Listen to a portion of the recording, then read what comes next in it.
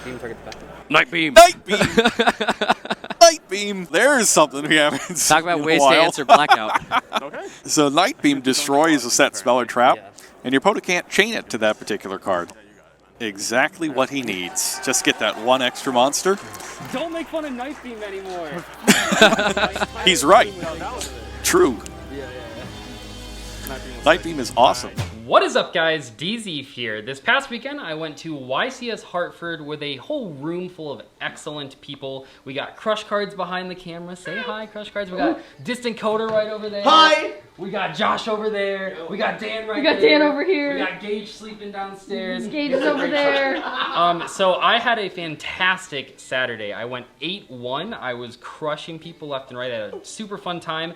And then on Sunday, I only had to win one of the 2 matches that I played to get to the top 32, which I really wanted to get to for the second time ever. And I bricked 3 out of the 4 games that I played, which was really depressing. But this deck I spent a lot of time on. I think it's probably the best I've personally ever played at an event, maybe like tied with the UDS when Faker was at one. So obviously the big tech from this weekend that I got to show off in the feature match just a little bit was Night Beam. This card is hilarious. Show class. I can't take complete credit for this. Walter Jewell played it in his top 16 YCS Guadalajara deck profile. He helped me a lot with just managing this current format. But without further ado, let's just get through here. I'll kind of go fast through the stuff that's pretty standard, but I do feel like I have a couple weird, funky tech options. And so here we go. We have 3 copies of Moye, self-explanatory. Yeezy. Yeah, 3 copies of Longwan. 2 Taya. I think with Desires at 2, you really need this card. Yes. And this kind of goes with a really stupid card I'm playing. 2 copies of Ecclesia. This card is like the worst one to open when going first, even though it's like cracked going second. It's absolute pain. Gets ashed every single time. Terrible. One of the games that I bricked in day 2, I opened 2 of this and it was just unplayable. It's the worst feeling. Yeah. For the tennies, we have 3 copies of Ashina, 3 Vishuda, 2 Standard. Ihara, because I'm trying not to brick on this one. So, question, real quick. Yeah. Why aren't you playing Shathana? As a fellow I Soul player, really Shathana. wanted to not play any bricks. Like, I just didn't want... I know, it's not a You brick. just called Shathana a brick. Yeah, it's okay. It's okay. I might even consider playing the fire one. That one's kind of cool. I saw a couple people playing that one. Did you miss the level 4 at all? One time, yeah. But Yeah, I mean, it happens. It happens. I think if I played Circle, I'd miss it more. For the hand traps, we had 3 Ash because I just want to open 2 hand traps and 3 engine cards each game. So Absolutely. 3 Ash. Yep. 3 Veiler. 3 Crow. And then the 3 Imperms or whatever. Crow was absolutely a mistake in the main deck. I almost think so? Yeah, no, I played 5 Mirrors and only 2 Despia opponents, and I didn't draw Crow in game 1. This should have been Droll. There was I wasn't prepared for the Therion decks, like the crazy combo decks. I definitely underestimated them. I did not realize how many of the new cards from the new set are actually playable. Yeah, they were definitely represented a lot more than I thought they would be. Yeah, too. and I played 2 Flunders, so yeah, I bricked on Crow a lot. That should have been in this side, but it's whatever. For the other cards, we have 3 Emergence, and then for the card that every time I tell people I play it, they laugh, I played Summit. No, Summit OP. Yeah, One of the best cards in the deck. so on average, and this isn't a made-up stat, I promise, I activated this card twice a match. So going first, so I'm just trying to end on Dragite, Baron, plus Shishao every single time you go first. And you can do that with any hand as long as you open any 3 Sword Soul names. Like it can be Longwan, Emergence, Moye, it can be just all 3 of the monster cards, it can be Ecclesia or whatever. And if you open those, you can always do that combo, and you can do some really cool stuff with this. It kind of plays around Nib, because when you... usually you want to summon Baron as the 5th summon, but if you don't open the long one, you have to do it after you do the Shishao. And if they nib you there, you can just use this to revive the Shishao, which is still an interruption, which is kind of cool. And so there's a lot of times in this close out games, in the feature match I actually did this, where so if you long one burn, and then you have Shishao plus Baron. Baron popped their 1 card, assuming you hand trapped them. This is exactly what happened in the feature match in a lot of my matches. So that isn't lethal. It's 1,000 short. Yep. So you can use Summit to just revive a Moye or Do long one if literally you want to anything. BM and then attack for the 12. And so it closes out a lot of games, but I'm not kidding. I probably would have went 0-5 drop if I did not play Summit. It was so cracked. It's amazing. Summit supremacy. Yeah, Summit is insane.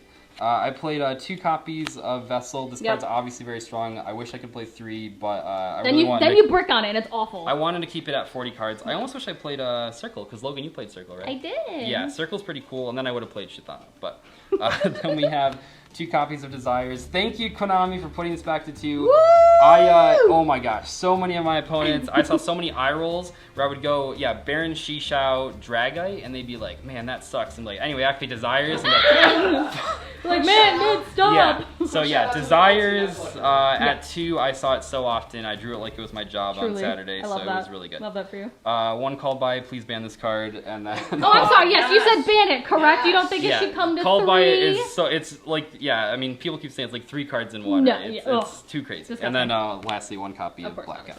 Shout out to the comment, give us the super. Yeah, please give us the super, Konami. That would be nice. Bro, can we, Doug, the pile you just moved. That's Moving great. on, anyway.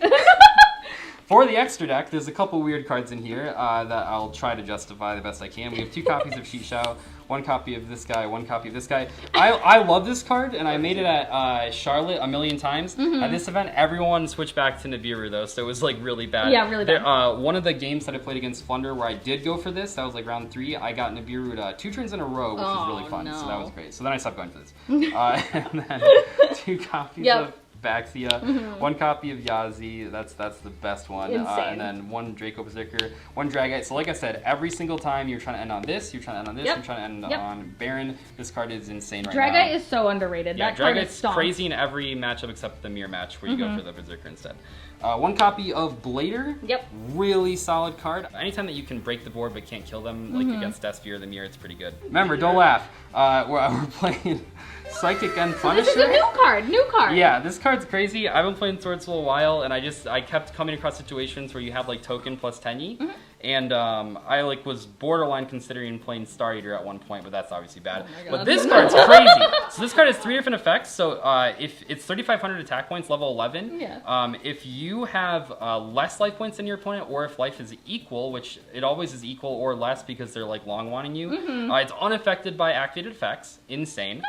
You can pay 1,000 life points. You target a monster you control and 1 card your opponent controls, and you banish them. And then finally, at the start of the battle phase, you can make this card gain attack equal to the difference in life points between you and your opponent. So if you play against Despia and they have double Masquerade, you can just let them like burn you down. I have like the math written down on my phone, but I think you have to be at like 14 when you start your battle phase if you don't have long one. And then you just summon this and you just like attack for like 7,000, and then it's just so stupid. So this card's actually pretty funny, and that actually did come up a few times. It's, I don't know, probably shouldn't play it, but it's hilarious. And then 1 copy of Baron, that's a good card. And then 2 Monk and 1 Shaman. This was the only card I never made out of the X. Did you ever miss the 3rd Monk? No.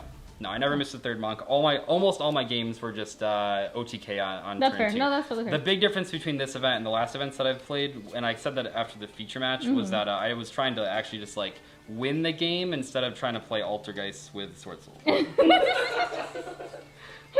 So for the side deck, we have 2 copies of the Legendary. Yeah, so it's funny because they didn't figure it out in the feature match for some reason, but this isn't just like MST. I know in the feature match it was just MST. But this card stops D-Barrier and Branded in Red. The only way that they can really deal with it, because they can't chain the card that you target, but like theoretically they could chain a different card and then chain that one. So if they have D-Barrier and Brandon in Red, I mean, I guess they're just built different. You lost anyway. But if they only have one of those, you can just hit it. In the mirror, you can hit like Blackout, obviously, and D-Barrier and stuff like that. So you typically know where the Brandon in Red is. You do, yeah. It's great, and it's it's just a really crazy card. It is good against just any deck playing like a lot of decks right now, and on a bunch of monsters and one really powerful back row, and this card just immediately stops it. So Man, that you heard it here, folks. definitely was very good. It's a cool card. 3 copies of Lightning Storm. Maybe should have been evenly, but it's whatever. Is this a Starlight? Yeah, shout out to Gage for giving me these. Because I sold my Lightning Storms at Charlotte because I thought they were going to be reprinted in Ghost in the Past 2.